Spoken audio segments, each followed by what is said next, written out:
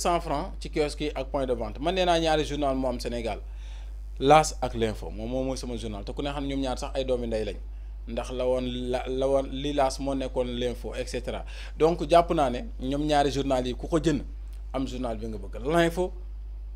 groupe GTIM ak L'As bu groupe 3M communication L'As moom ni ñu koy bindee dafa rafet macha allah mi ngi noonu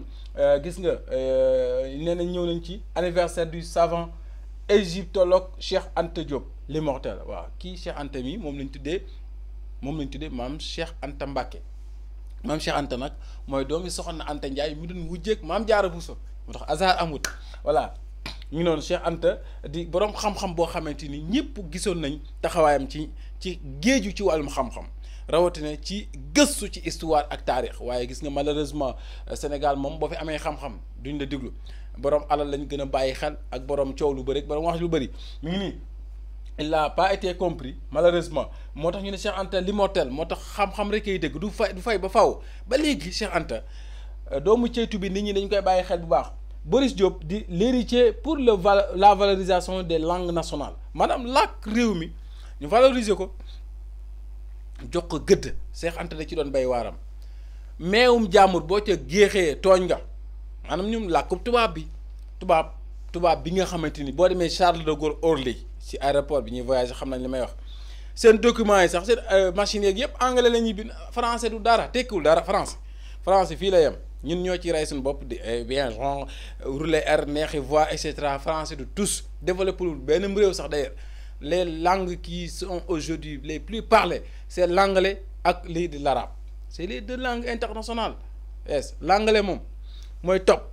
waaw moo wër àdduna bi te ay quelques mois nga koy jàng mokkal ko mais suñu njàng mi université bi ñu ko duppee moom Cheikh Anta di jàng jëmale déwén jàngal ay langues yoo xam ne ba nangami at ba xubu daas ban njariñ la am taate réew mi lañu jàng ci jàngal li ngeen nit ñi bu ñu leen jàngalee ci langue làkk réew mi ci meewum Sénégal gii maanaam moo xam ci parce que zone bu ne ak langue ba fa dominante boo demee fee joolaa dominante fee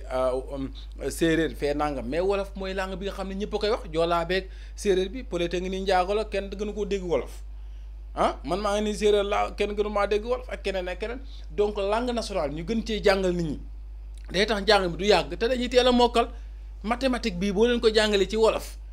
du tere nag langue yi bu ñu paree ñu formé wu ci langue yi langue sax dee ngay commencé primaire de dugal nañ ko léegi ci njàng mi sax lu mel ne anglais ñu teel koo nàmpatalu ba nga xamante ni xale yi bala ngaa am at yu néew nga mokkal li ngay def dem liggéey mais Sénégal di jàng ba sax bi jaaw ñu ne la nga ne non je suis diplômé en master nangam je suis doctorat en nangam te poussagooy sax mënoo koo defar ci réew mi wala cure-dent bi ñuy lekk xam dañ koy importer ba demee port ay conteneur cure-dent la ñuy importer ak couche mënuñ koo liggéey amuñ benn qualification professionnelle tàdd bala ngaa liggéey ba mën a jariñ say njaboot jariñ say kii ñëpp ñi paa bi dee na mère bi dem na nga màggat tardé il faut que ñu repenser le système éducatif et que loolu li koy yombal mooy jaar ci suñu langue nationale yi moo tax ci anniversaire Anta Diop bi ñu Boris Diop bàyyi ci xel ñu valoriser et puis le président Macky Sall avant muy dem sax son dernier conseil présidentiel wax na ci bam naan sur administration ba xëy na sax mën nañ ko cee war a mën a gën a dugal te ndànk-ndànk Sénégal yu bëri say ñi ngi tëdd ci kaso yi ñàkk xam parce que tubaab bi ñu leen di jàng wax affaire yi bu code pénal bi code procédure pénale ak loi bi ñu ko tekkiloon ci wala xamal leen ko Sénégal kaso lu bëri ay nit de ñu bëri ñu ngi dugg ci erreur kaso xamuñ dara les gens nag ñoo indi la expression bi nul n'est censé ignorer la loi non les gens méconnaissent la loi malheureusement voilà mi ngi noonu Fadel Barone le rang donc le RND a été juste un temple pour Pastef mi ngi noonu ba tey ci la Sénégal licenciement mi ngi noonu waa licenciement en vue à la CDC Fadilou Keïta entame le dégraissage maanaam Fadilou Keïta moom du yàgg dara bu ñu moytuwul dana raxas ba mu set waaw ni ko ay naataangam defee ca port ñoom Waly Diouf Bodian ñoom Lonase Macky Sall et Donald Trump ñu ne une rencontre marquée par des échanges chaleureux à Washington Macky Sall gisee ak kii nga xamante moom moo di Donald Trump di waxtaan yoo xamante ni yu tàng jël yu am solo yu mucc ay voilà bâtir l'école de demain Diomaye demande aux enseignants d'épouser sa vision waaw maanaam tabaxaat école suba ban école lañu war a am ëllëg président Diomaye nee na nañu fas yéene nag dëppoo ak li nga xamante moom moo di gis-gisam ci page 5 bu laas bu ngeen demee fekk ko fa. ñu ñëw ci criminalisation de l'homosexualité et révision du code de la famille, des chantiers délicats pour Diomaye. xam nga gars yi dañ daan wax wàllum criminalisation homosexuelle temps opposition gars yi ñu ngi leen di xaar de maanaam góor a góor changé bind bi mooy li ma wax ci langue yi rek bind la ay acte contre nature xamoo lu mu signifie na leer naa ñi mu leer ñu ne góor a góor homosexualité texte bi leer naa ñi nga xam ne koo ci ne jàpp bañ am preuve ñu àtte ko àtte ku rey nit waaye acte contre nature neexal tubaabay ñun daal nii rek mi ngi noonu moo tax ba ci sax code de la famille bi nga xamante ni dafa obsolète changé dañ ko war a changé yooyu aussi nee nañ ay chantier yu diis la ci Diomaye voilà ñoo ko bind mi ngi noonu liste des médias reconnus l'AS comme une évidence l'AS boobu bindutoon lii moom du ma lire revue bi tey parce que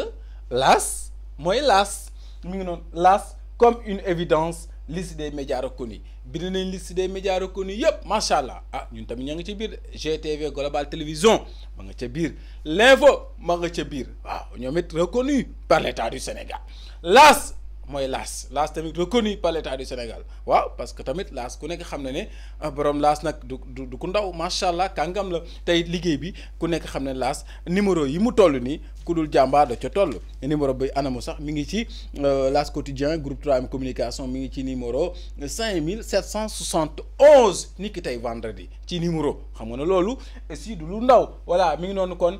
di li nga xam te moom moo di sunu quotidien tey bu l'AS bi nga xamante ni macha allah bien donc. fait également ak tamit très beau mi ngi noonu ngeen mën a dem procurer de votre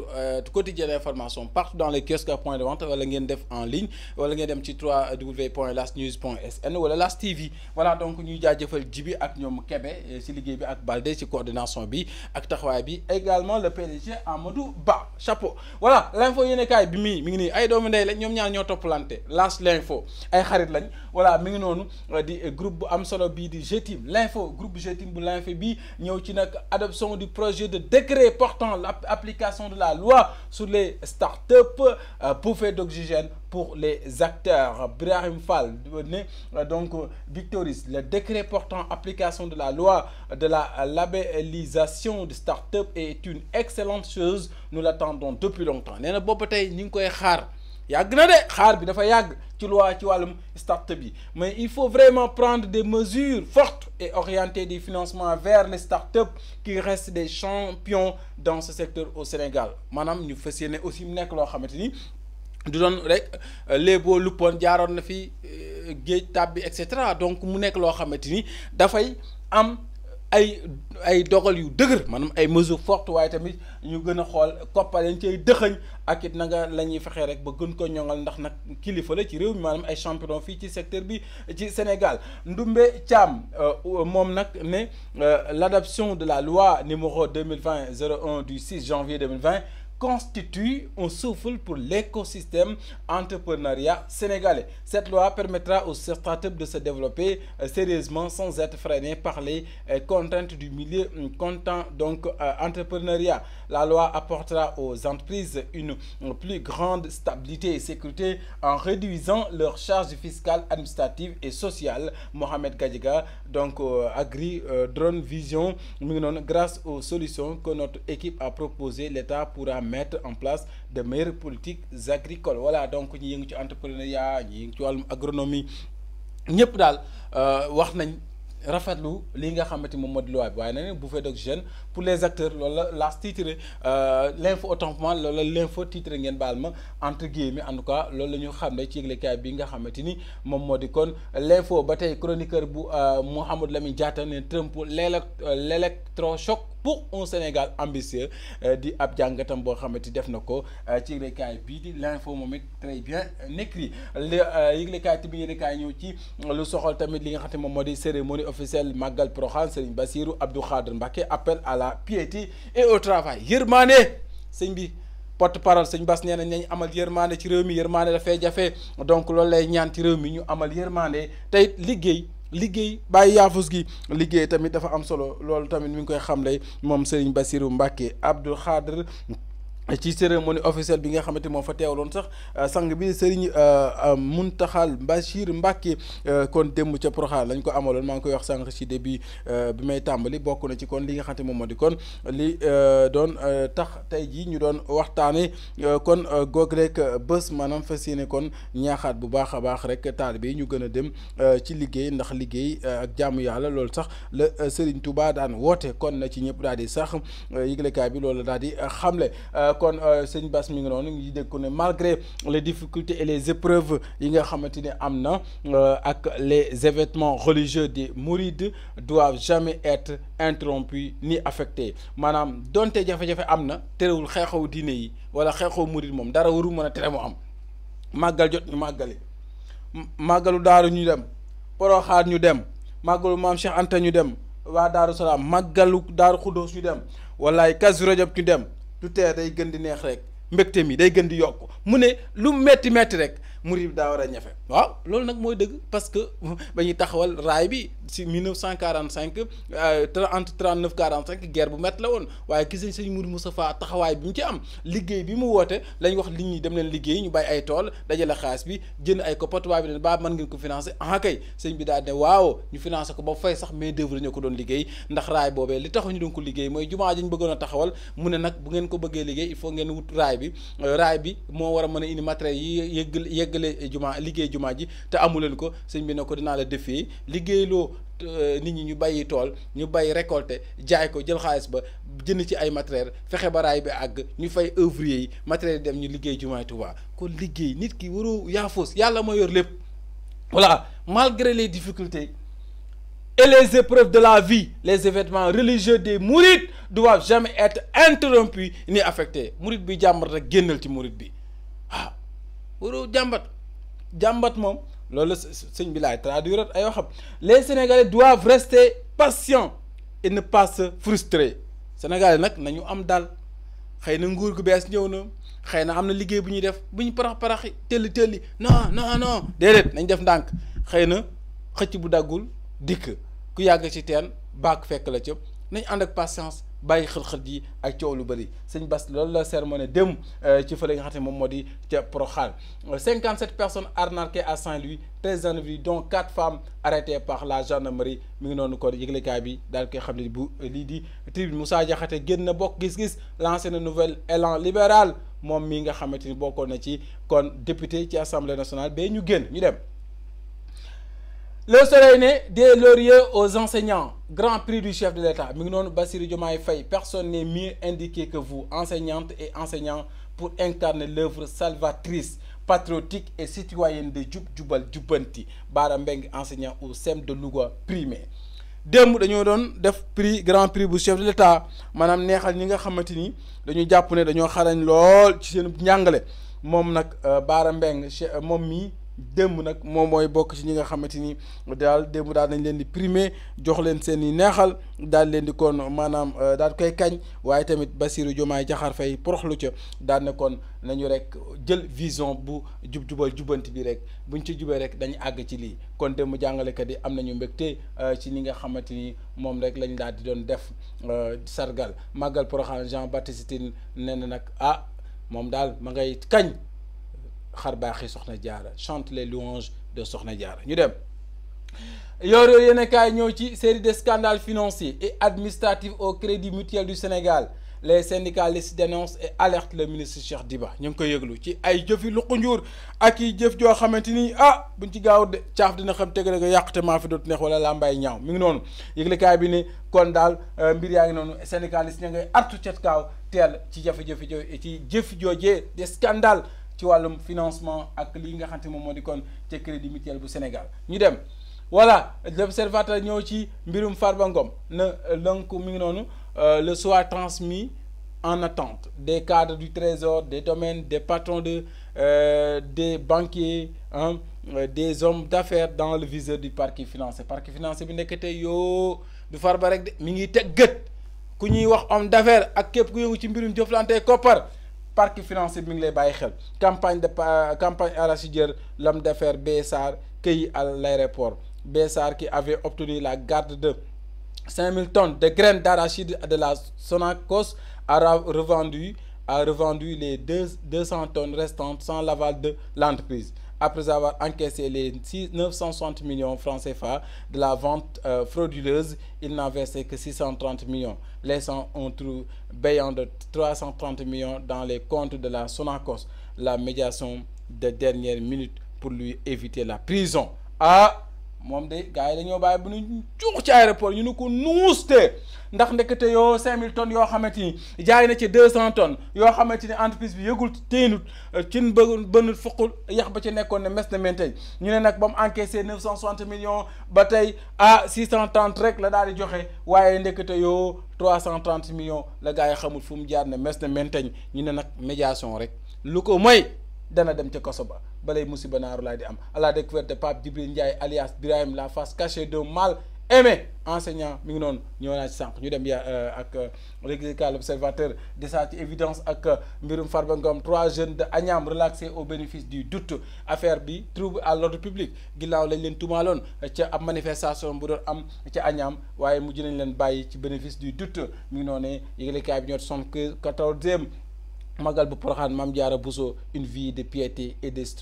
spiritualité mi ngi noonu Moustapha Tall accuse et traîne la banque en justice différend entre avec SGBS portant sur plus de 5 milliards l'homme d'affaires annonce une conférence de presse vendredi quand la protection des champions nationaux devient une priorité yëglekaay bi loolu la xam ne ñu dem ak ginnaaw l'évidence ñëw ci le public l'enquête confiée à la DIC Farba a eu raison sur Sonko affaire des 125 milliards de francs CFA. L'affaire Farba Ngom semble être une patate chaude entre les mains du régime. Son immunité parlementaire levée, le dossier confié à la DIC, la charrue avant les bœufs. Les avocats du maire de Agnam n'avaient aucune information sur ce qui était reproché à leurs clients. Aïssata Tall dénonçait une parodie de justice et fustigeait l'attitude des députés de la 15e législature, une procédure biaisée. Selon Amadou Sall, mettre une commande politique décriée par Sonko Argué Abdou Mbow mi ngi noonu édicté par Sonko Argué Abdou Mbow voilà mi ngi daal mbir mi nee nañ daal boo moytul kii di Farba am na dëgg ci kaw Sonko te it nag daal dañoo jiital sareet ba doog indi fas wa maanaam les charrues avant les bœufs laataa ñuy indi nag ya mi ngi noonu mu mbiri daal dafa mel ni dafa am lu ci taq dig nag lañ ko mujjee jox Aïssata Tall ne lii waxoon naa leen ko ca njëlbeen ba amuñ benn xibaar ci li ñu toppee Farba Ngom kenn mënu la ci wax lenn jamono ji liste des médias reconnus non reconnus par l'État Public SN droit dans ses bottes continue sa mission Public SN moom nee na reconnaître luñ ko waaye dana wooye liggéeyam ci ni mu koy amalee moom Aïssatou Diop Fall 2 minutes pour l'essentiel ne opposition les sociaux démocrates votent Khalifa Sall les visages nouveaux front du front mi ngi noonu front du front États-Unis Trump bend l'oreille à Macky voilà tend l'oreille à Macky l'ancien président choix donc de Washington point d'interrogation yëglekaay bi ñëw na ci bu baax a baax ñu dem ginnaaw 2 minutes pour l'essentiel tàbb ci benn yëglekaay ginnaaw bi ñu jógee ci Khalifa Sall moomee ak visage yu bees yi nga xam ne ñu ngi ci front bi ñu dem ak sama réalisateur Walf Quotidien ñu ne absence d'une opposition ce qui guette Pastef boo moytu danger lay doon ci moom ci nag ñàkk opposition waawal fu ñoo ko daal di xëy bind seeni xët yu njëkk nouvelle liste des médias reconnus la grogne continue l'aide à la presse réclamée gars yi nag yàkkamti nañ aide à la presse bi ñu dem ginnaaw boobu Direct News ne alerte sur Orange Yaas ak Expresso Elon Musk frappe à la porte de Diomaye. Le Sénégal pourrait bientôt voir débarquer Starlink. Les services internet par satellite de Elon Musk suscitent autant d'espoir que d'inquiétude. En septembre, Michael Knowles, l'un des vice-présidents de Starlink, a même accueilli le président Diomaye Faye dans les locaux de l'entreprise, marquant un tournant dans les discussions. Au-delà des enjeux économiques et sociaux, la figure même d'Elon Musk soulève des controverses. L'homme le plus riche du monde est un acteur politique influent, usant de sa plateforme X, ex-Twitter, pour propager des idées controversées. L'arrivée de Starlink au Sénégal se heurte donc aussi à un paradoxe politique. Le régime de Diomaye Faye prône un souverainisme économique, une maîtrise des secteurs stratégiques et une priorité donnée aux entreprises locales. Voilà ñu dem ginnaaw Direct News wax ci point actu rejet de l'immunité parlementaire bu Amadou Ba ak Birima Mangara nee nañ xibaar bu neex waaye déet duguleet ndax nag ce n'est pas la première fois que loolu am fii mais pas une première pour la justice. Le juge d'instruction aurait refusé de suivre la volonté du procureur. Le conseil constitutionnel avait aussi rejeté le 15 février 2025 le report de la présidentielle kon duguleet mu ay rejet am fi nee nañ kii di juge bi dafa lànk bañ a topp volonté procureur bi ci lever immunité parlementaire ñaar ñii te it ñu fàttali ne conseil constitutionnel lànkaloon na Macky Sall rejet bu rek report élection yi bu 15 février 2024 le conseil constitutionnel avait réussi à dicter sa loi à Macky Sall et au parlement en 1994 en 1994 également le juge Cheikh Tidiane Coulibaly annule la procédure contre le PDS dans l'affaire Maître Sèye loolu tamit fàtte xaju fi le même juge Coulibaly relaxe auparavant Maître Wade dans l'affaire des prières de mardi au nom de liberté de culte. Voilà, le procureur de la République également, Ibrahima Ndoye fait dans la pédagogie avec Yérim Madiambal ak Bougane, là où l'opinion donc s'attend à un mandat de dépôt. Kon dañ doon fàttali ñi ñëpp ne lii nii bu ci kenn bàkkoogu na ko tëba dal dugguleet li am fi ndax nag fàtte xaju fi voilà loolu léegi lekkaay bi bëgg daal di xamle ñu dem li quotidien ne lii jar naa waxtaane mooy plan social ou épuration à la CDC des proches de Cheikh Issa Sall menacés de licenciement maanaam ñëpp ñu fay liggéey te jege Cheikh Issa Sall di liggéeykat yi ne la plupart des travailleurs concernés seraient des proches de Cheikh Issa Sall titulaires de CDI ñu ci ëpp ñu jege Cheikh Issa Sall te CDI lañ yor. La CDC envisage également le redéploiement d'une vingtaine d'agents dans le cadre d'un plan social pour la modernisation et l'optimisation des ressources et s'engage à conduire ce processus dans le respect des droits des travailleurs maanaam dañoo daal nara defaraat kër ga te ñu bëri nee nañ jege nañ Cheikh Issa Sall te dàq ci lañ jëm libération ne mbir mii nag doy na waal wax naa ko fi ay temps sax di jàllale xibaar bi ndax kii mooy le colonel à la retraite introuvable depuis le 9 janvier ba tey ñu ngi koy wër. Le mystère Daouda Diène sous enquête mi ngi noonu le parquet de Rufisque a ordonné l'ouverture d'une enquête confiée à la DIC. Ces deux épouses s'accusent mutuellement de kidnapping, l'une d'elles a même porté plainte ñaari soxna yi ñooy tuumalante kenn ku ne naa yaa ko kidnappé kenn que sax mujjee naa porté plainte mbir mi nag mi mujjee doy waar ci libération yi ne kaay yàlla na ko yàlla feeñal en tout cas ndax nag doomam ji vraiment di kenn ci doomam yi koo xamante ni vraiment yéene naa daal papam ji feeñ mais en tout cas mbir mi doy na waar voilà mi ngi noonu retard dans le paiement des bourses et dans la livraison des chantiers les universités sous haute tension bourse les étudiants en master 1 de l'UCAD décrètent une grève illimité, ceux en master 2 en grève aujourd'hui jusqu'à nouvel ordre. Le directeur des bourses, nous payons d'abord la mensualité avant les rappels. Livraison des chantiers, les étudiants de l'université de Bambey en grève depuis hier pour 72 heures. Maanaam tàng na jëpp ci daara yu kaw yi bourse yi nag fi nekk nii daal ñenn ñi ngi grève waa master 1 yi bu UCAD daanaka ñoom décrété nañ grève bu dul dàkk illimité ñi nekk master 2 ñoom tey jii la ñuy tàmbali ba nouvel ordre directeur des bourses moom nee na duñ fay lu dul mensualité doog a ñëw ci rappel yi waaye nag chantier yi tamit fi mu nekk nii yeex gi mu yeex tax na université Bambey moom ñoom ñetti fan lu ko doole tey jii nar nañoo ni ki démb sax lañ ko tàmbali grève bu ñetti fan ci jàng bu kaw mi daal taq na suuf jamono ji ginnaaw libération yi ne kaay ñuy tàbbi ci benn yëglekaay le mandat ñëw ci menace sur 2000 emplois conséquence de la suspension de l'USAID maanaam donc mooy aide bi ñu ne woon temps yi dinañ ko ak kuréel gii di ONG bi di l'USAID au Sénégal nga xamante ni moo fi représenté Nations Unies jàppal ne daal lu toll ci 2000 emplois ci ay xëy boo moytul daanañ mes ne menteñ mu nekk loo xamante ni daal doy na waar fi mu nekk nii yéeme na le ministre de l'enseignement supérieur fi mu nekk daal ubbi na ay waxtaan ci organisation ak délivrance de diplôme de doctorat du diplôme de doctorat donc loolu ubbi nañ ci ay waxtaan waaye daal 2000 emplois yi ñi ngi menacé wu jamono ji fi mu nekk nii voilà ñu ngi noonu ñu des ci 10 millions emportés dans une donc des essenceries voilà noonu la demee donc hold up à Touba la waaw mi ngi noonu ci wàllum kon 10 millions yoo xam daal ay gis ngeen gaa yi ak seen loolu ñu sol col ko gu bon ki Sénégal donc le DIRCOM Abibou Dia, directeur de la communication, donc dévoile une liste de 258 médias reconnus par l'État. Madame, 258 médias moom la État daal di reconnaître jamono jile en tout cas mu nekk loo xamante ni démb fësal nañ ko voilà ñu dem ak yeneen yëglekaay mi ngi noonu 258 médias reconnus régulation de la presse au Sénégal ngir nag ñoŋal secteur presse bi gën ko saytu ak raxas ko xool li ci bokkut ñu seppi sànni li ci bokk ñu gën koo ñoŋal voilà nee nañ Sénégal daal fi nekk nii ministère de la communication ak de l'économie numérique a rendu public hier la liste des médias officiellement reconnus par l'État en conformité avec les dispositions du Code de la presse. Une liste de 250 retenues, 26 télévisions, 28 quotidiens, 30 radios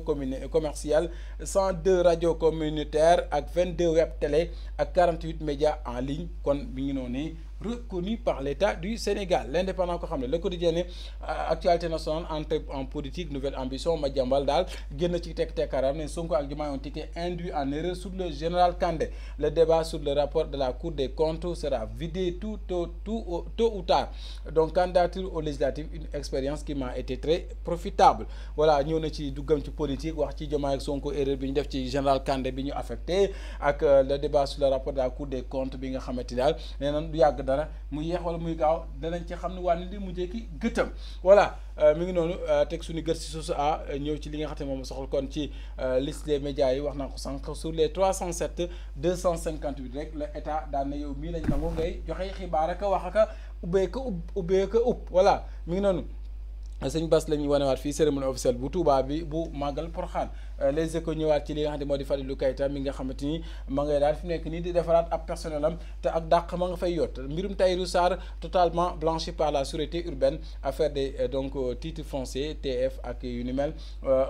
au profit de Sonko voilà. Aucune charge qui peut conduire à des poursuites contre lui n'a été trouvée. Aucune irrégularité imputable à Tahirou Sarr ou sa société n'a pu être établie. Affaire Amadou Ba et de Birima Mangara, le juge déboute le procureur la raison. Le juge refuse, les avocats rejettent appel. Donc interjette appel autant pour moi. Demande de liberté provisoire pour Samuel Sarr. Dañoo bañ waaye avocat yi daal nañu dabuwaat interjeté nañ appel ci lu ni mel ñu dem kon ci tàggat yaram demi-finale Ligue mi ngi noonu Tottenham donc voilà Tottenham prend l'eau et la porte contre Liverpool voilà yëglekaay bi moo ko xamle ci xët mu njëkk Sergio Ramos débarque à donc Monterrey voilà mi ngi noonu Liga Espagne le FC Barcelone humilie encore Valence ak file dans le dernier carré de la Coupe du Roi foofee ci Espagne la donc voilà ñu ne FC Barcelone daal gàccal na Valence fi mu nekk nii daal te jamono ji nag ñu ngi ci dernier carré yi Coupe du Roi foofee ci Espagne jéglekaay bi loolu la xam ne ci première journée Coupe de la Ligue également la bonne opération de l'AS Pikine face à donc au Jaraaf voilà mi ngi noonu daa mel ne foofee rek lañ koy daal di ndar keppe ci yëglekaay yi ak tàggat yaram Tribune Sport